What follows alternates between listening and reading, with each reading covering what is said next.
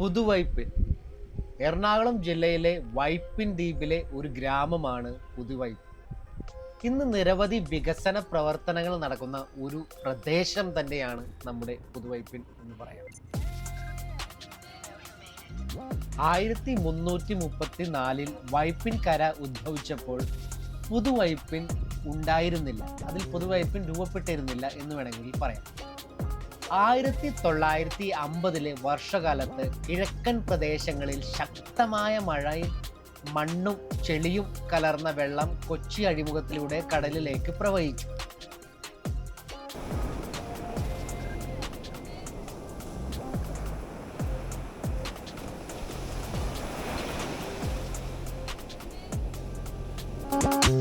Hello guys, അപ്പോൾ എല്ലാവർക്കും sketch and ട്രാവലിലേക്ക് സ്വാഗതം. അപ്പോൾ ഇപ്പോൾ നമ്മൾ നിൽക്കുന്നത് പുതുവൈപ്പിൻ ബീച്ചിലാണ്.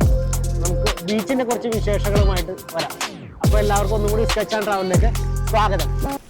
ഒരു ദിവസം വെളുപ്പിന് ഓച്ചിൻതുരുത്തുകാർ പടിഞ്ഞാറോട്ട് നോക്കിയപ്പോൾ കടൽ നിന്ന ഭാഗത്ത് നിന്ന് നീളത്തിലും വീതിയിലും ഗോതമ്പിന്റെ നിറമുള്ള കുറുക്കുപാലത്തെ ചെളി അടിഞ്ഞു കിടക്കുന്നു. ദിവസങ്ങൾ കഴിയും തോറും കടൽ പുറകോട്ട് മാറുകയും ചെളി വെച്ച കരയുണ്ടാകുകയും ചെയ്തു. അങ്ങനെ പുതുതായി വെച്ച കരയായതുകൊണ്ട് ഈ കരയ്ക്ക് പുതുവൈപ്പ് എന്ന് പേര് കിട്ടിയത് എന്ന് പറയപ്പെടുന്നു.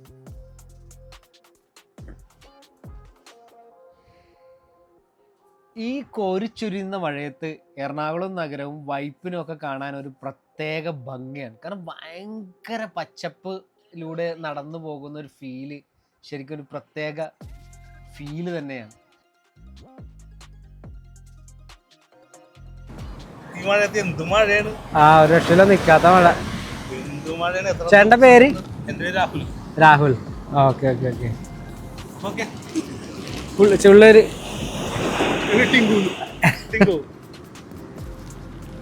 ഒന്ന്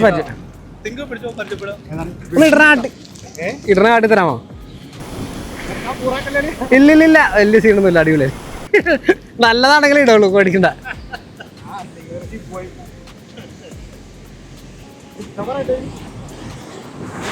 ഒന്ന് ഇത് ഇതായി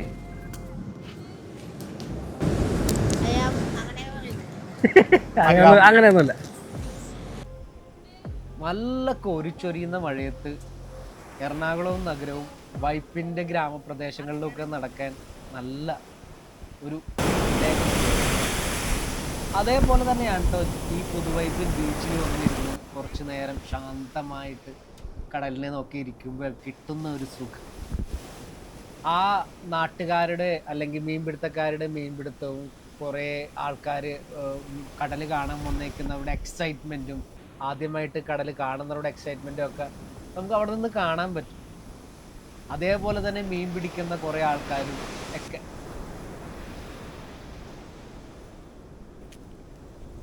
കടലിങ്ങനെ കരുതുള്ളി നിൽക്കണമെന്ന് വേണമെങ്കിൽ പറയാം.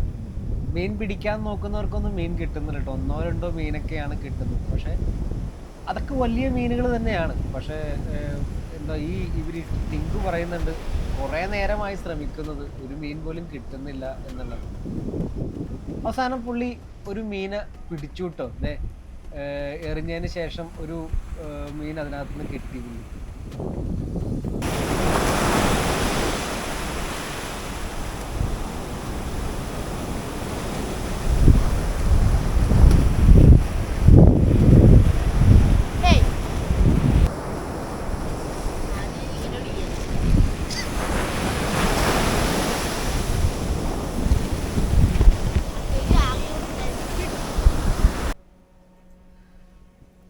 ചെരുപ്പിടാതെ കടലിലൂടെ ഇതുപോലെ നടക്കാൻ ഒരു പ്രത്യേക സുഖമാണ്.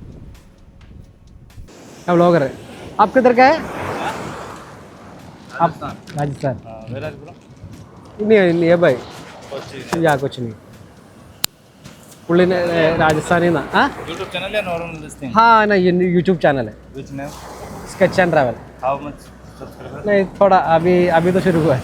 कितना है बताओ, I will follow also. Sketch and Travel. Yes, KFCH and Sketch and Travel. हाँ वही. नहीं वो नहीं पीछे नहीं पीछे Sketch and travel. ये वाला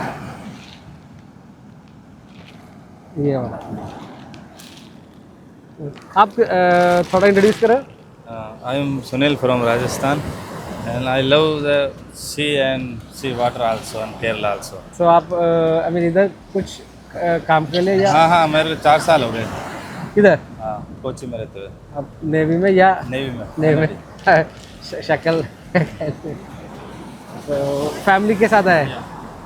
So thank you Thank you very much. for subscribing.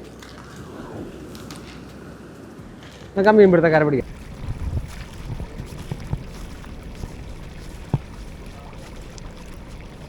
അങ്ങനെ നമ്മളൊരു നേവിക്കാരനെ പരിചയപ്പെട്ടു കേട്ടോ. ഇവിടെയുള്ള 5 വർഷമായിട്ട് പുള്ളി ഇവിടെയുള്ള ഒരാളാണ്. പുള്ളി ഇവിടെ ഫാമിലി ആയിട്ട് രാജസ്ഥാനിൽ നിന്ന് വന്നേക്കണേ. നല്ല സുന്ദര കുട്ടപ്പൻ. അപ്പോൾ പുള്ളിനെ കണ്ടു, പുള്ളിനെ പരിചയപ്പെട്ടു. നല്ല മനുഷ്യൻ. ഇനി നമുക്ക് ഇവിടുത്തെ നേറ്റീവ്സിനെ പരിചയപ്പെടാം. നമുക്ക് മീൻ പിടിക്കുന്ന ആൾക്കാരെ നോക്കാം. അങ്ങനെ അടുത്ത മീൻപിടുത്തക്കാരൻ്റെ അടുത്തേക്ക് ഞങ്ങൾ ചെന്നു. ഇത് കടലിന് ബാക്കിലുള്ള കുറച്ച് കണ്ടത്തിൽ വെള്ളം കെട്ടി നിൽക്കുന്ന പ്രദേശങ്ങളിലാണ് ഇവർ മീൻ പിടിക്കുന്നത്. ഇതിനേക്ക് കുറേ പേര് മീൻ പിടിക്കാൻ ഇറങ്ങിയിട്ടുമുണ്ട്. അപ്പോൾ ഇദ്ദേഹത്തോട് ഞാൻ ചോദിച്ചു, ഒന്ന് മീൻ പിടിക്കുന്ന എറിഞ്ഞൊന്ന് കാട്ടാമോ എന്ന്. പുള്ളി അതെനിക്ക് കാട്ടിത്തന്നതാണ്. അതിനൊപ്പം തന്നെ മീൻ പിടിക്കാൻ ശ്രമിക്കുകയും ചെയ്തു കേട്ടോ. പക്ഷേ സത്യത്തിൽ പുള്ളിക്ക് ഈ പ്രാവശ്യത്തെ എറിയലിൽ മീനൊന്നും കിട്ടിയില്ല. പക്ഷെ തൊട്ടപ്പുറത്ത് നിൽക്കുന്ന ഒരു മനുഷ്യനെ കണ്ട, അയാളുടെ ബക്കറ്റിൽ ഫുൾ മീനാണ്. അയാൾ കാലത്തെ മുതൽ ഇങ്ങോട്ട് കൊച്ചുമകളാണോ മകളാണോ എന്നറിയില്ല, ഒരു കുട്ടി ഇവിടെ കളിക്കുന്നുണ്ട്. അവരെയും കൂട്ടി രണ്ടുപേരും കൂടി നിന്ന് തകൃതിയായിട്ട് മീൻ ഇങ്ങനെ പിടിച്ചുകൊണ്ടിരിക്കുന്നു. പാവം നമ്മുടെ ഈ പുള്ളിക്ക് അധികം മീൻ കിട്ടിയില്ല.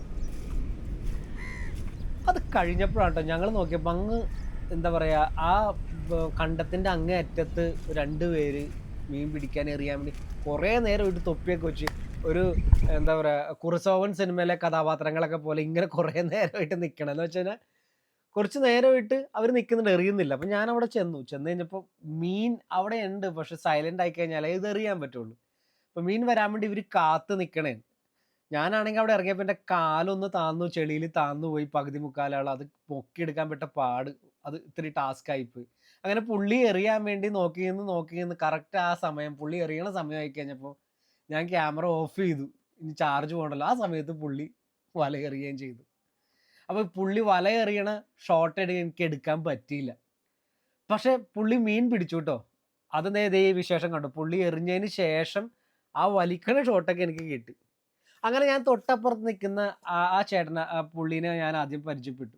പുള്ളിനോട് പരിചയപ്പെട്ടപ്പോൾ അവർ സാധാരണ വേറെ തൊഴിലിനൊക്കെ പോകുന്ന അല്ലെങ്കിൽ കൽപ്പണിക്കൊക്കെ പോകുന്ന ആൾക്കാരാണ്. അപ്പോൾ ഇന്നത്തെ ദിവസം ഈ ഭയങ്കര മഴയുള്ളത് കൊണ്ട് ഇപ്പോൾ നമ്മുടെ ഈ സമയത്ത് ഇവർക്കൊക്കെ പണി കുറവായിരിക്കും. ടൈല് പണി ആയാലും സിമെൻറ്റ് പണി, എന്താ പറയുക കൺസ്ട്രക്ഷൻ പണി ആയാലും പണി കുറവാണ്. അപ്പോൾ ഈ സമയങ്ങളിൽ ഇവർ വന്ന് മീൻ പിടിച്ചിട്ട് ഈ മീൻ വിൽക്കും. നല്ല ഫ്രഷ് മീനായിരിക്കും കേട്ടോ ഇവിടെ നിന്ന് കിട്ടുന്നതെന്ന് വെച്ചാൽ പെട്ടക്കണ പല തരത്തിലെ മീനുകളായിരിക്കും. കുറേയൊക്കെ അവർ വീട്ടിൽ കൊണ്ടുപോകും. ഈ ചേട്ടൻ സ്റ്റൈലായിട്ട് ബീഡിയൊക്കെ വലിച്ച് നിൽക്കുന്ന ഈ പുള്ളിനൊക്കെ നല്ല ലുക്ക് മച്ചാനല്ലേ. അപ്പോൾ ഈ പുള്ളിയുമുണ്ട്, മറ്റേ പുള്ളിയുമുണ്ട്. ഈ 2 പേരും മീൻ പിടിക്കാൻ വേണ്ടി നിൽക്കുന്നതാണ്. അപ്പോൾ അയാൾ ഇറങ്ങണ നോക്കിയാണ്, കൂട്ടുകാരനും കൂടി ഇങ്ങനെ നോക്കി നിൽക്കണേ. അപ്പോഴേക്കും നമ്മുടെ മറ്റേ ചേട്ടൻ വല വലിച്ച് കയറ്റി. അപ്പം ഞാൻ വിചാരിച്ചു ഇതൊക്കെ ഇനി വേസ്റ്റ് ആയിരിക്കും, അല്ലെങ്കിൽ എനിക്ക് ഉണ്ടാവുമെന്ന് നോക്കി കഴിഞ്ഞപ്പോഴാണ് ഉണ്ട്.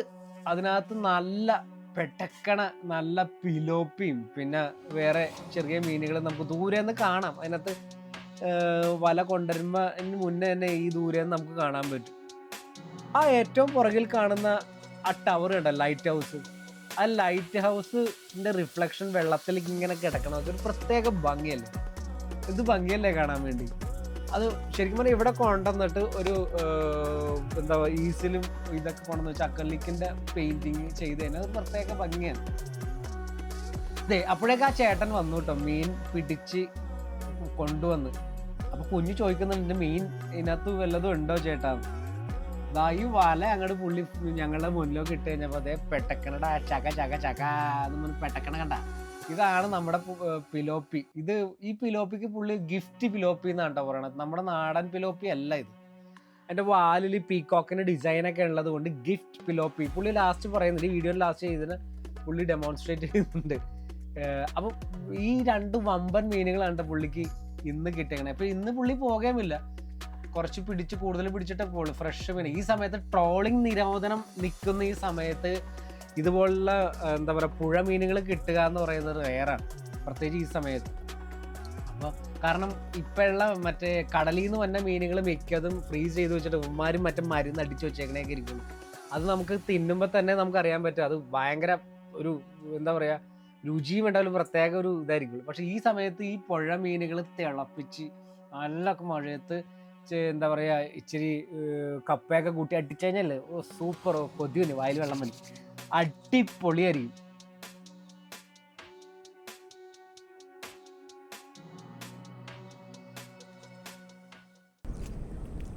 എടുത്തിട്ടോ? പേടിയണ്ട, പേടിയണ്ട, എടുത്തിടേ. ആ അല്ലേ, ഇതാണ് ഗിഫ്റ്റ് ബിലോപ്പി. ഗിഫ്റ്റ് ബിലോപ്പി അത് നാടൻ ബിലോപ്പി അല്ലത്, ഈ വാലയുണ്ട. ആ പീക്കോക്കിന്റെ വാല് പോലെ ഇരിക്കുന്നത്.